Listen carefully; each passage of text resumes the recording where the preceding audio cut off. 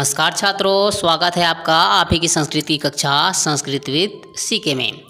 आज हम पढ़ेंगे कक्षा 9वीं का तृतीयः पाठः छत्तीसगढ़ प्रदेशस्य वनानि, छत्तीसगढ़ प्रदेश के वन। तो चलिए प्रारंभ करते हैं।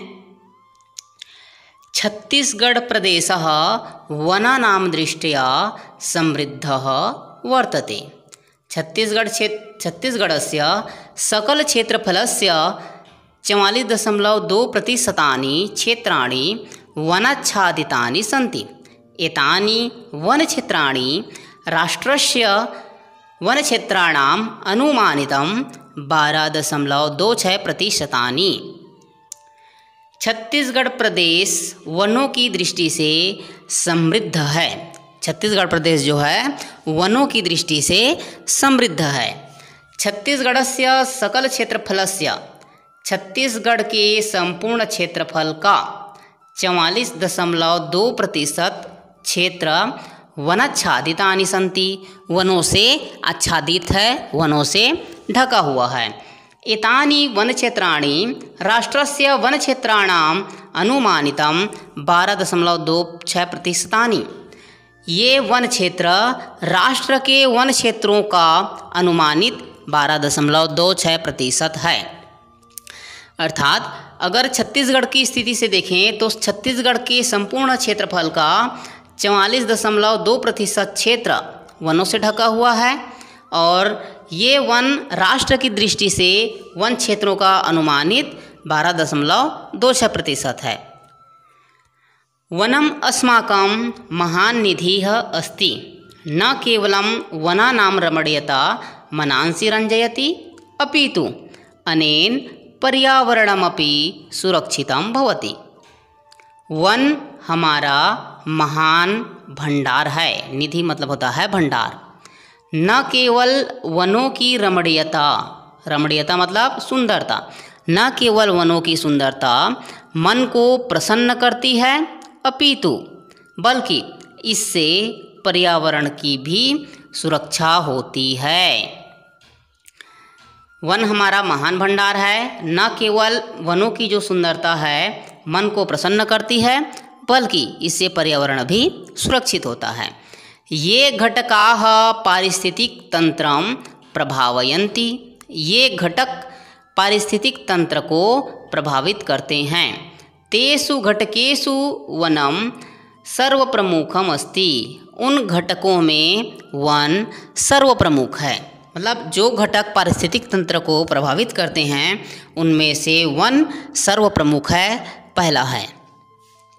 वस्तुतः वनम वसुंधरायाः सुरक्षावलयम अस्ति, वस्तुतः या वास्तव में वन जो होते हैं वसुंधरा का, हमारी जो वसुंधरा है, हमारी जो पृथ्वी है उसका सुरक्षा वलय है, सुरक्षा चक्र हैं। वृष्टेः मुख्यम कारणम वनमेव अस्ति, वर्षा का मुख्य कारण वन ही है। इदं शुद्धं वायुं प्रददाति, यह शुद्ध वायु प्रदान करती है। मृत्तिकायाः अपरदनं न्यूनीकरोति, मिट्टी का कटाव को कम करती है। ये जो वन है वो मिट्टी के कटाव को कम करते हैं। जगतः तापमानस्य नियंत्रणं करोति, संसार के तापमान का नियंत्रण करता है। अतएव वन संरक्षणम अत्यावश्यकम अस्ति, इसलिए वन का संरक्षण या वन की सुरक्षा अति आवश्यक है।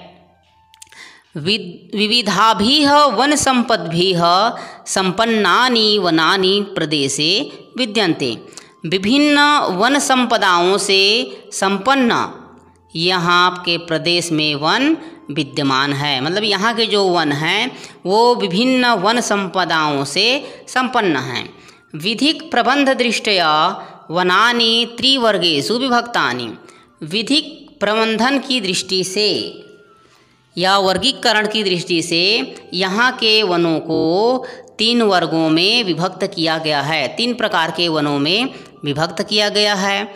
आरक्षितम वनम, आरक्षित वन, संरक्षितम वनम, संरक्षित वन, अवर्गीकृत वनम, अवर्गीकृत वन। विधिक प्रबंधन की दृष्टि से यहाँ के वनों को 3 भागों में बांटा गया है। पहला है आरक्षित वन, दूसरा संरक्षित वन और तीसरा है अवर्गीकृत वन। चलिए क्या क्या है देखते हैं। पहला है आरक्षित वन। तो आरक्षितम वनम, आरक्षित वनस्य प्रबंधनम सुव्यवस्थितम भवति। आरक्षित वन का प्रबंधन सुव्यवस्थित होता है। अस्य सुरक्षायाः विकासस्य च निश्चिताः योजनाः भवन्ति। यहाँ सुरक्षा और विकास के निश्चित योजनाएं होती हैं। यहाँ जो आरक्षित वन होते हैं उनका तो प्रबंधन सुव्यवस्थित होता ही है, और यहाँ सुरक्षा और विकास के निश्चित योजनाएं होते हैं। राष्ट्रीय उद्यानम अभयारण्यम च आरक्षितम वनम एव स्तः। राष्ट्रीय उद्यान और अभयारण्य आरक्षित वन ही हैं। राष्ट्रीय उद्यान और अभयारण्य जो हैं आरक्षित वन में आते हैं। चलिए दूसरा है संरक्षित वन। तो संरक्षितम वनम, संरक्षित वने संरक्षणेन सह उत्पादनाय गतिविधयः क्रियान्विताः भवन्ति। संरक्षित वन में क्या होता है, संरक्षण के साथ उत्पादन की गतिविधियों का क्रियान्वयन भी होता है। यहाँ सुरक्षा के साथ साथ, वन की सुरक्षा के साथ साथ उत्पादन की गतिविधियाँ भी संचालित होती हैं। यहाँ से उत्पादन लिया जाता है। वन विभागः योजनानुसारम, वन विभाग की योजना के अनुसार वैज्ञानिक विधिना वनोत्पादम प्राप्नोति। वैज्ञानिक विधियों से वन उत्पाद प्राप्त होता है। अत्र उत्पादनेन सह वन संरक्षणम प्रथमम लक्ष्यमस्ति। यहाँ उत्पादन के साथ वन की सुरक्षा प्रथम लक्ष्य है। यहाँ सिर्फ उत्पादन पर ही ध्यान नहीं दिया जाता, बल्कि वन की सुरक्षा पर भी ध्यान दिया जाता है, वन के संरक्षण पर भी ध्यान दिया जाता है। आगे 2 हो गया आरक्षित वन, संरक्षित वन, और तीसरा है अवर्गीकृत वन। तो अवर्गीकृत वन में कौन कौन आते हैं, चलिए देखते हैं। तो वन भूमेः व्यवस्थापन समये यस्य वन क्षेत्रस्य वर्गीकरणं नाभवत् तदेव अवर्गीकृत वनम। वन भूमि की व्यवस्थापन के समय जिन वन क्षेत्रों का वर्गीकरण नहीं हुआ, मतलब जो आरक्षित और जो संरक्षित वन के अलावा और जो वन जो बचे हैं जिनका वर्गीकरण नहीं हो पाया है, तो वही क्या में आएंगे, अवर्गीकृत वन में आएंगे। अत्र सर्वकारेण नास्ति कोऽपि प्रतिबंधः। यहाँ सरकार के द्वारा या सरकार का कोई भी प्रतिबंध या रुकावट जो है नहीं रहता है। अस्मिन् वन क्षेत्रे जनार्थं काष्ठ संग्रहणस्य पशुचारणस्य च स्वतंत्रता अस्ति। इस वन क्षेत्रों में लोगों के लिए लकड़ी इकट्ठा करने के लिए और पशुचारण के लिए स्वतंत्रता होती है। अवर्गीकृत वन में क्या होता है कि वन भूमि की व्यवस्थापन के समय जिन वन क्षेत्रों का वर्गीकरण नहीं हो पाया उसे ही अवर्गीकृत वन कहते हैं। यहाँ सरकार के द्वारा कोई भी प्रतिबंध नहीं है जी। इन वन क्षेत्रों में लोगों के लिए लकड़ी इकट्ठा करने और पशुओं को चराने की स्वतंत्रता होती है। आगे छत्तीसगढ़ प्रदेशस्य वनानि उष्णकटिबंधीय श्रेण्यां वर्तन्ते। छत्तीसगढ़ प्रदेश के वन उष्णकटिबंधीय श्रेणी में आते हैं। एतानि वनानि अति गहनानि सन्ति। ये वन बहुत ही घने हैं, सघन हैं। वनानां गहनादेव कानिचित् क्षेत्राणि तु दुर्गमानि। वनों की सघनता के कारण कुछ क्षेत्र ऐसे हैं जो दुर्गम हैं, जो जहाँ तक आज भी आने जाने की सुविधा नहीं बन पाई है। जैसे कि आपका जो बस्तर का क्षेत्र है, अबूझमाड़ का जो क्षेत्र है, वहाँ पर आज तक भी वहाँ जो है दुर्गम है, वहाँ तक नहीं जा पाते हैं ठीक से। प्रदेशस्य उत्तर दक्षिण भागयोः सघनानि वनानि सन्ति। प्रदेश के उत्तर और दक्षिण भाग में सघन वन हैं, परंतु मध्य भागे विरलानि, परंतु मध्य भाग जो हैं वो विरल हैं।